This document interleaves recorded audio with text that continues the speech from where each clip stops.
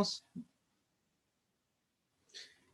Muchas gracias por esta oportunidad, gracias por este privilegio de continuar juntos, estudiando la palabra de Dios, estudiando la Escritura y seguir avanzando en este tema tan importante, tan interesante, cuestiones escatológicas. ¿Qué va a suceder?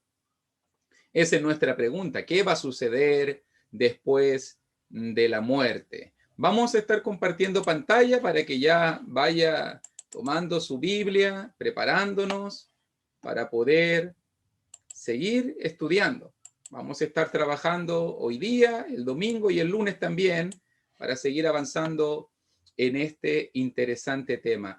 Habíamos quedado aquí, en la lección de ayer, nuevamente preguntándonos dónde va el espíritu o el ser interior, dónde, el lugar, cuando morimos. Y habíamos mirado esta imagen. Recuérdese un poquito que dijimos que el lugar que la Biblia señala como el lugar de espera, el lugar de los muertos, es el Seol en el Antiguo Testamento o el Hades en el Nuevo Testamento. Nada de eso del limbo, nada de eso del purgatorio, nada de eso que las almas quedan en pena. No, la Biblia claramente nos habla que existe un lugar, y estamos mirando la escritura aquí en Lucas capítulo 16, donde se habla de una historia de la realidad, lo que sucedió con el rico y Lázaro. Pero antes que avancemos en esta historia, me gustaría, por favor, también mirar algunos textos bíblicos, porque la doctrina del Hades no solamente se fundamenta, la doctrina del Hades en el Nuevo Testamento no solo se basa en el pasaje de Lucas capítulo 16. Mira, por favor, conmigo en Hechos capítulo 2. Si tienes tu Biblia para marcarla o puedes tomar apunte, pero note que en el sermón de Pedro, en el sermón del día de Pentecostés, Pedro dijo algunas cosas muy interesantes, muy importantes. Y mire cómo dice allí, Hechos capítulo 2, versículo 27, pleno clímax del sermón de Pedro. Y dice allí, citando la Escritura, porque no dejarás mi alma en el Hades, está citando el Salmo 16 por si acaso, ni permitirás que tu santo vea corrupción. Por si acaso, si tú miras Salmo 16 va a decir Seol, aquí usa el Hades. Pero nota la explicación de Pedro, y la explicación de Pedro la vamos a encontrar en versículo 31, y Hechos 2:31 dice la palabra, viéndolo antes, habló de la resurrección de Cristo, que su alma no fue dejada en el Hades, ni su carne vio corrupción. O sea que nuestro Señor Jesucristo, la profecía bíblica lo decía, Salmo 16, Pedro mismo lo explica para nosotros, Hechos 2:31, nuestro Señor Jesucristo cuando murió, su cuerpo fue puesto en el sepulcro, en la roca. Pero en este caso, su ser interior fue a morar al Hades. ¿Te fijas muy bien? Fue a morar al Hades. Cristo estuvo en el Hades. Nuestro Señor Jesucristo fue al Hades. Y esto calza perfectamente. Mire, por favor, otro pasaje también en el Nuevo Testamento, Lucas capítulo 23, cuando estamos hablando acerca de la crucifixión de Jesús. Y cuando miramos en Lucas capítulo 23, versículo 43, qué linda promesa hecha al ladrón de la cruz. Y dice allí Lucas 23, 43, entonces Jesús le dijo, de cierto te digo que hoy estarás conmigo, ¿dónde? En el paraíso. Note, mi hermanito, estoy citando estos pasajes para dar más evidencia, para proveer más evidencia en el Nuevo Testamento en cuanto al entendimiento qué sucede después de la muerte. Pedro nos dijo en Hechos 2:31, después de la muerte Cristo fue al Hades, fue al Hades. Ahora Lucas nos está diciendo, nos está contando las palabras de Jesús, y cuando el pecador, el ladrón en la cruz arrepentido, pidió misericordia, acuérdate de mí cuando vengas en tu reino, entonces Jesús le dijo, de cierto te digo, hoy, hoy, hoy mismo, Jesús lo dice, estarás conmigo en el paraíso. O sea, para que usted lo vaya vinculando, en el Hades hay un lugar llamado paraíso. Y Jesús mismo reconoce que Él va a estar allí y que va a estar también el ladrón en la cruz. Hay un lugar. Ya vamos a desarrollarlo. Téngame paciencia. Yo recuerde que le dije, téngame mucha paciencia para ver la película completa. Pero estamos mostrando que después de la muerte hay un lugar llamado Hades. Jesús mismo en su muerte fue allá. Jesús mismo está prometiendo el lugar específico donde va a estar allá, al ladrón en la cruz. E incluso me recuerdo también el apóstol de Jesucristo. ¿Te acuerdas cuando habla acerca del aguijón de Pablo? Allí en 2 de Corintios capítulo 12, también Pablo menciona algo muy similar. Y en 2 de Corintios capítulo 12, y nota que te estoy citando todos estos pasajes para que veas que son cosas que sucedieron en esta vida, en esta tierra, no después del juicio, no después del juicio, sino cosas que sucedieron, el ladrón en la cruz, en el paraíso. Ahora el apóstol Pablo nos está diciendo allí, 2 de Corintios capítulo 12, versículo 2 al versículo 4. Mira cómo dice la escritura. Conozco a un hombre en Cristo que hace 14 años, si en el cuerpo no lo sé, si fuera del cuerpo no lo sé, Dios lo sabe, fue arrebatado, ¿dónde? Hasta el tercer cielo, dice. Y conozco al tal hombre, si en el cuerpo, fuera del cuerpo, no lo sé, Dios lo sabe, que fue arrebatado al paraíso. Aquí la palabra paraíso y tercer cielo son sinónimos, son igualadas, sinónimos, donde oyó palabras inefables que no le es dado al hombre expresar. Usted sabe por qué tercer cielo, ¿cierto? El primer cielo, todo lo que nosotros conocemos, lo que está aquí en la atmósfera, donde están los pajaritos, las nubes, el primer cielo. El segundo cielo, el espacio exterior, donde están los planetas, donde están los sistemas solares, la galaxia, ¿cierto? Alien, depredador, todas esas cosas donde están. Segundo cielo. Y el tercer cielo, la presencia misma de Dios. Y Pablo está contándonos. Pablo nos está hablando de algo que sucedió 14 años atrás, antes de la escritura de 2 de Corintios, y Pablo nos está diciendo, no lo sabe bien si en el espíritu o no en el espíritu, si en la carne o no en la carne, pero que fue arrebatado al paraíso. ¿Te das cuenta? Y oyó palabras inefables.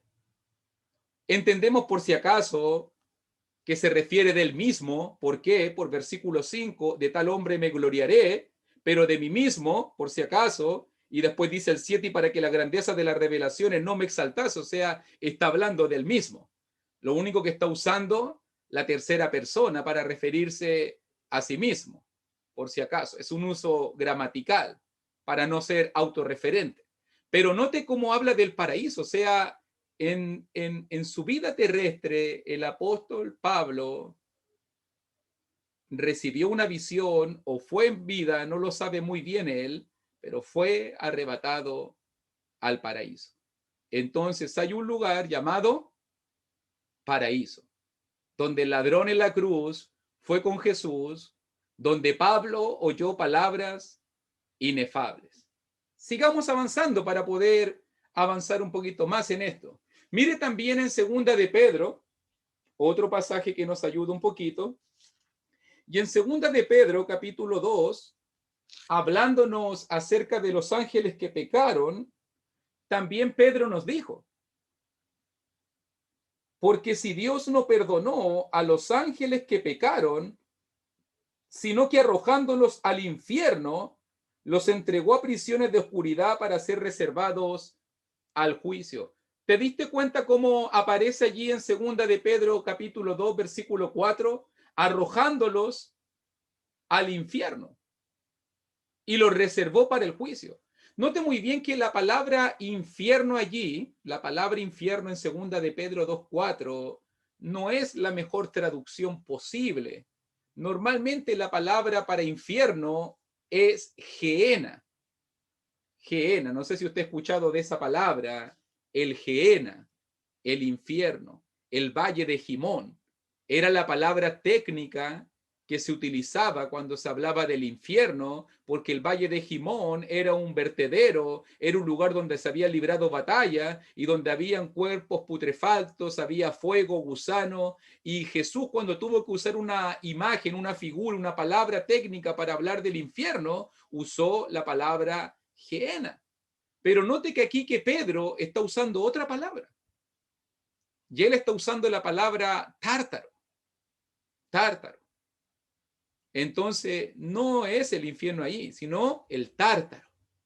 Y note muy bien que no es el infierno. ¿Por qué? Porque estos ángeles que pecaron, hay ángeles que pecaron, por si acaso, nos muestra Segunda de Pedro 2, no, lo muestra el libro de Judas, ángeles que no permanecieron en su dignidad, dice, los entregó a prisiones. Ahora que están esos ángeles, apresados en oscuridad, pero reservados para el juicio.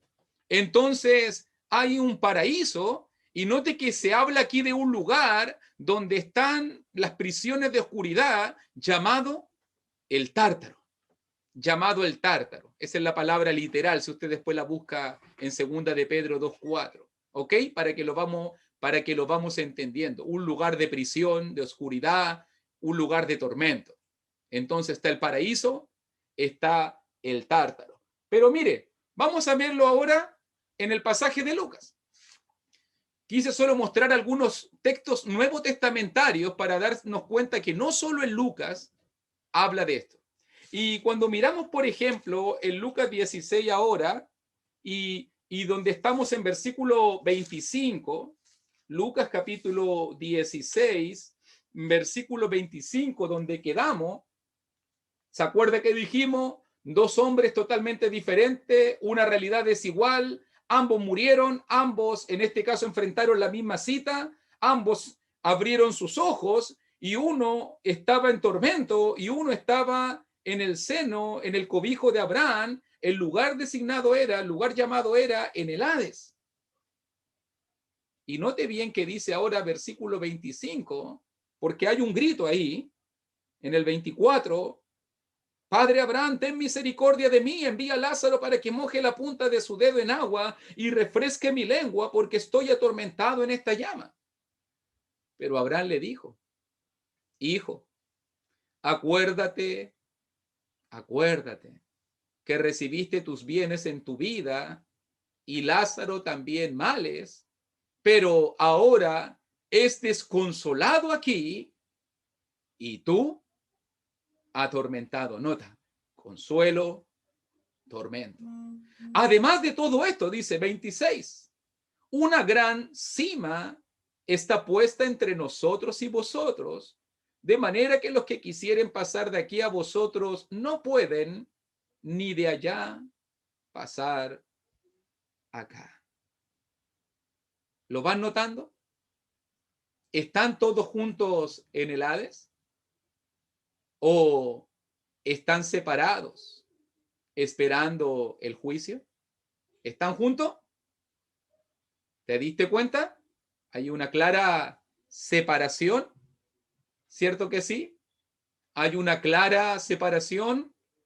Uno está atormentado en la llama, Uno está atormentado, el otro es consolado, final del versículo 25. Ahora este es consolado aquí y tú atormentado.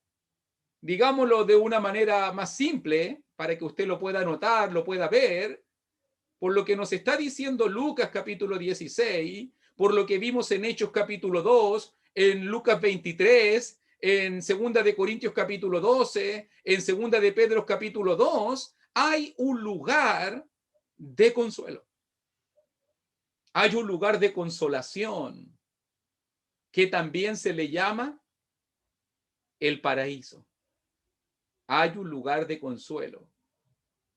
Las almas fieles del Señor, los que han partido en Cristo, los que han hecho la voluntad de Dios, van a un lugar de consuelo, esperando la sentencia y el juicio final. Pero también, por lo que vemos allí, hay un lugar de tormento, que también se le llama el Tártaro, la prisión de oscuridad, un lugar de sufrimiento. Entonces, preguntémonos, ¿puede un espíritu salir del Hades o cambiar del tormento al consuelo? Ve que la gente hoy en día habla, no, pero es que a mí se me apareció mi abuelita, es que se me apareció mi abuelito, se apareció mi familiar, es que me dijo algo, es que hay un mensaje, y todo eso que hoy en día existe, la medio en el espiritismo y todas esas cosas de la comunicación con muertos, ¿cuántas cosas hoy en día falsas la gente dice, cree o sigue por no tener claro estos conceptos? Pero pregúntese honestamente, bíblicamente, ¿puede un espíritu salir del Hades o cambiar del tormento al consuelo? ¿Qué dice ahí el versículo 26? Hay una gran cima está puesta entre nosotros y vosotros. Esas son las palabras de Abraham para decirle al rico, párale ahí, de manera que los que quisieren pasar de aquí a vosotros no pueden, ni de allá pasar acá. Claramente hay una separación en el Hades y al medio de esa separación hay una gran cima. Y tengo que explicártelo porque la gramática nos dice que hay cimas con C, hay cimas con C redonda. Y una cima con C redonda son altitudes, cerros, montes. Una cima con C es monte, es altitud, es cerro, es montaña. Pero una cima con S es hacia abajo. Cima con S es un abismo, un pozo profundo. Entonces, si visualizáramos, está la presencia de Dios, como ya vimos donde está el Hades, en la presencia de Jehová, está la presencia de Dios. Después de eso viene el lugar de consuelo, el paraíso. Después de eso viene la gran cima, el abismo. Y después de eso viene el lugar de tormento o el tártaro. Esa es la imagen. Esa es la imagen completa. La presencia de Dios, el lugar de consuelo, en la gran cima o abismo y el lugar de tormento. ¿Puede alguien salir? Abraham lo dijo. Nadie puede salir. Nadie puede cambiar de condición. Tú moriste, llegaste al Hades y tu destino ya va a estar sellado. Nadie puede cambiar de posición. Nada de eso que la gente dice, que hagámosle unas misas, que paguémosle al cura, que llevémosle al purgatorio, de que por aquí, por allá, que se queme un poquito y después lo sacamos y lo volvemos al cielo, lo ponemos en el limbo. Nada de eso. Dios te dio una vida para que la aproveches para Él y cuando termina tu vida tenemos que responder ante Él. Vamos a responder ante Él. Entonces nadie puede salir, nadie puede moverse. Incluso vamos a verlo en la respuesta que el hombre quería que alguien se levantara de entre los muertos para poder hablarle a sus hermanos, y Abraham le dijo, no, nadie puede. Entonces, tal vez tú te preguntas, ¿y qué pasa con el espiritismo? ¿Y qué pasa con la gente que dice que le pena que se le aparecen los espíritus? Todo eso es mentira del diablo. El diablo usa sus demonios. El diablo se disfraza como ángel de luz. El diablo se disfraza y los demonios se disfrazan como estos seres queridos para turbar, para engañar, para alejar a la gente de Dios. Todo eso es falso. Todo eso es falso. Todo eso es mentira del diablo. Todas las almas, todos los espíritus, disculpe, todo el ser interior, todos están en el Hades. Todos están en el Hades. Hay una gran cima o abismo que los divide. Nadie puede salir del Hades, nadie puede cambiar de posición después de muerto. Todo queda sellado. Todo queda sellado.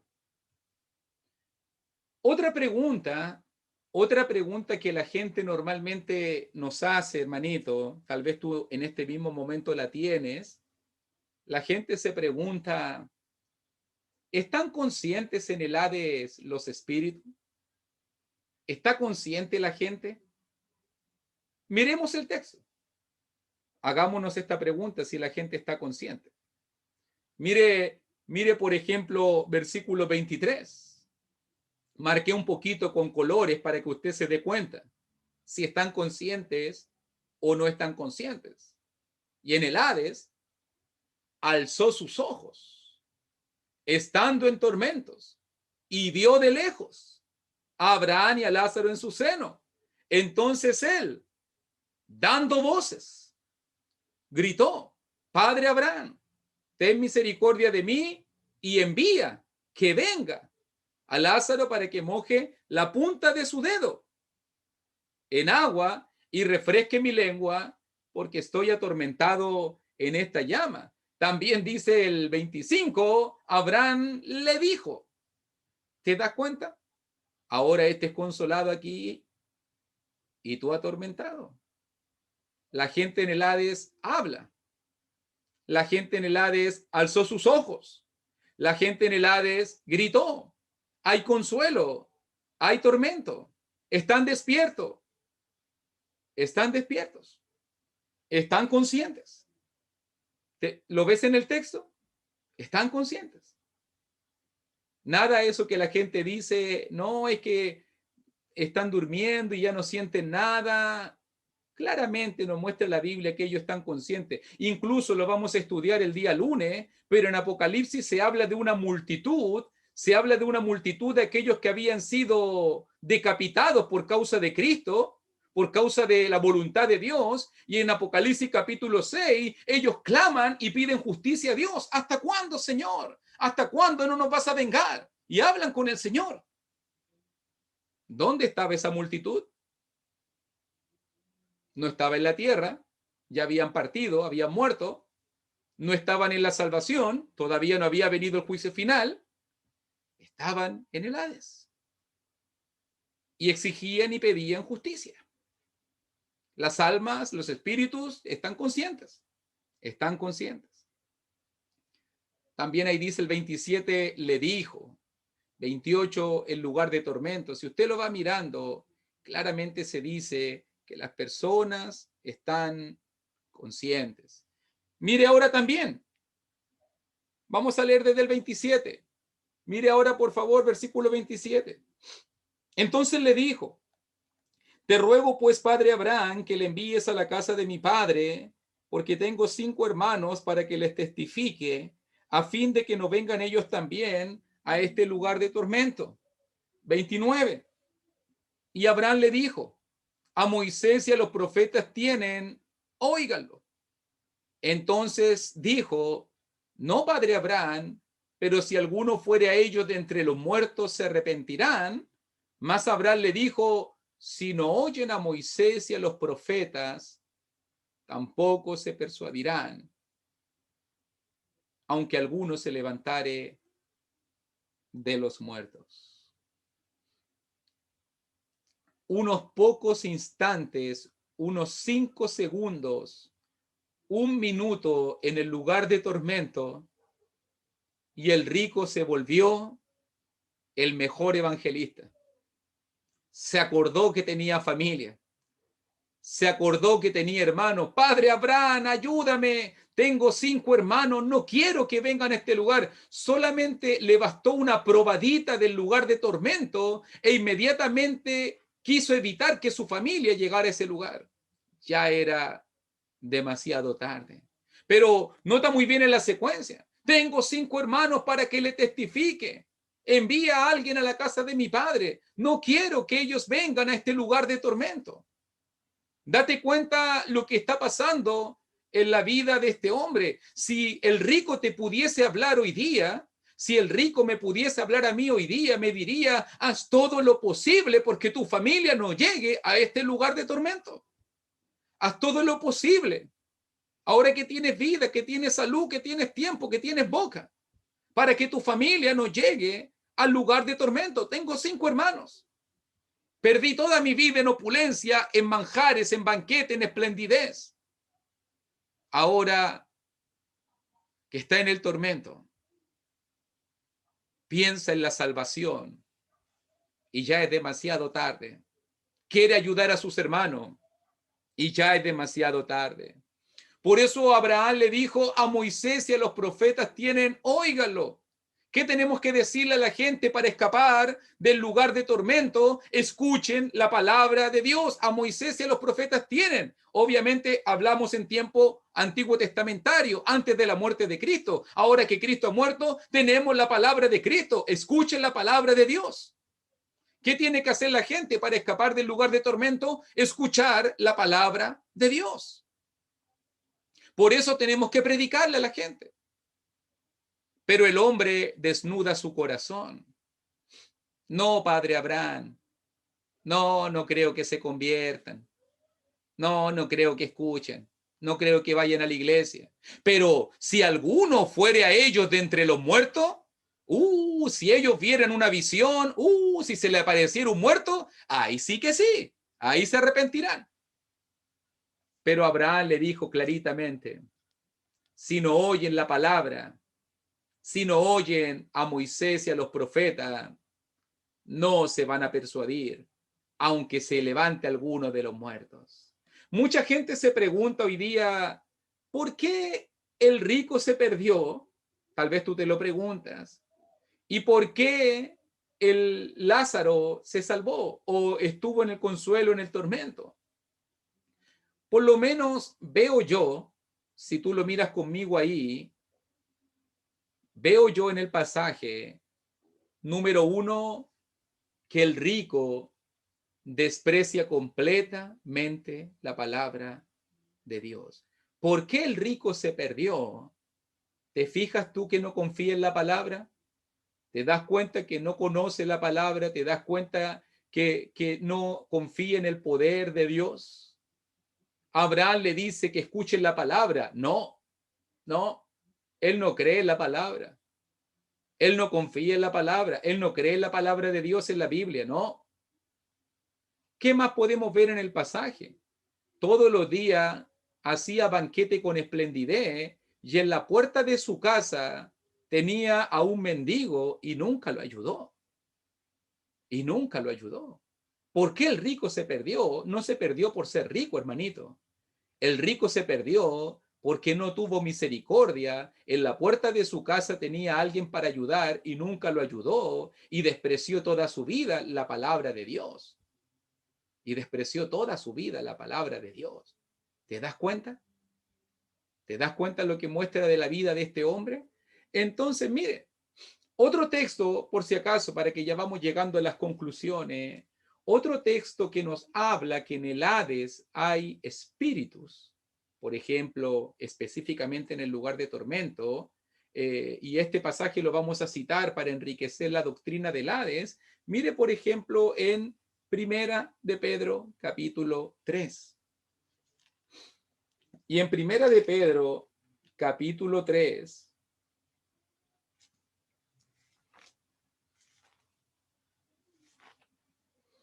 se nos dice claramente, en el 3:18 dice que Cristo padeció una sola vez por los pecados. Fue a la verdad muerto en la carne, pero vivificado en espíritu.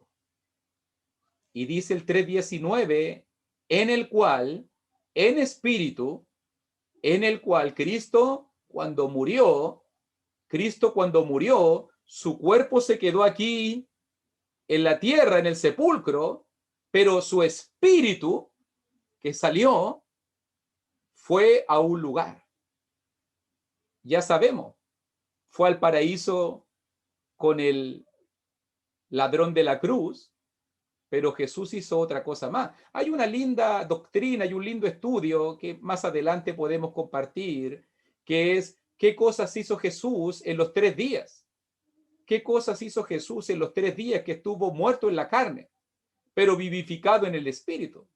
¿Qué cosas Jesús hizo? Hizo varias cosas Jesús cuando estuvo muerto en la carne, pero vivificado en el espíritu. Una de ellas la vimos. Fue y llevó al paraíso al ladrón arrepentido. Ahora vemos otra cosa. ¿Y qué más hizo Jesús? Dice allí, versículo 19, fue y predicó a los espíritus encarcelados. O sea, fue al Tártaro, a las prisiones de oscuridad, al lugar de tormento. ¿Qué fue a hacer Cristo? La palabra técnica ahí para predicar es proclamar. Cristo fue a proclamar, no a predicar para que la gente se arrepienta, no para darles una segunda oportunidad. La palabra técnica es proclamar. Cristo fue a proclamar su victoria al Hades. Cristo fue a proclamar su victoria al lugar de tormento. ¿Quiénes eran estos espíritus encarcelados? Dice versículo 20, los que en otro tiempo desobedecieron cuando una vez esperaba la paciencia de Dios en los días de Noé. La gente que murió en el diluvio, mientras se preparaba el arca en la cual pocas personas, es decir, 8, fueron salvadas por agua. Cristo fue y predicó. Note muy bien, la gente, los espíritus encarcelados, estaban conscientes, escucharon la proclamación de Cristo. ¿Quiénes eran ellos? Los que en otro tiempo esperaban la paciencia de Dios. La gente, la generación que estuvo viva en el tiempo de Noé, ahora eran espíritus encarcelados, porque no se sometieron a la predicación de Noé. Comían, bebían, dijo Jesús. Comían, bebían, se daban en casamiento, y llegó el diluvio y se los llevó a todos. A ellos Cristo fue a proclamarles su victoria. A ellos fue a mostrarle su triunfo. ¿Se da cuenta todo lo que nos dice la palabra? Entonces, saquemos algunas conclusiones finales, mis amados hermanos. El Hades es un lugar de espera. No es un lugar definitivo. Esperamos el juicio final. Por si acaso, importante eso. Todavía nadie es salvado, todavía nadie es condenado. No, eso va a ser en el día final. Allí Dios va a poner la sentencia definitiva. Por eso existe el Hades como un lugar de espera, como un lugar de transición. Todos los espíritus, número 2, todos los espíritus están en el Hades. Dios administra el Hades. Recuerde que dice que Dios es el Padre de los espíritus. Él los administra. Número 3, nadie puede salir del Hades, nadie puede cambiar de lugar del Hades. Allí te quedaste y no puedes salir. Número 4, el Hades está dividido en 2 lugares especiales. Un lugar de consuelo, un lugar de tormento. En medio, como lo vimos, hay un abismo que separa estos 2 lugares. Otros nombres para el lugar de consuelo son seno de Abraham o paraíso. Otro nombre para el lugar de tormento, Tártaro, como aparece en 2 de Pedro 2:4 en griego. Otra conclusión, número 5. Los espíritus en el Hades están conscientes, no duermen, sino que saben cuál es su situación, se pueden comunicar los unos con los otros, como lo vimos en Lucas y también lo vemos en la historia en el pasaje de Primera de Pedro 3, porque Cristo les predicó, o sea, estaban conscientes, podían oír, podían escuchar a Cristo, sino Jesús, ¿qué hubiese hecho allá?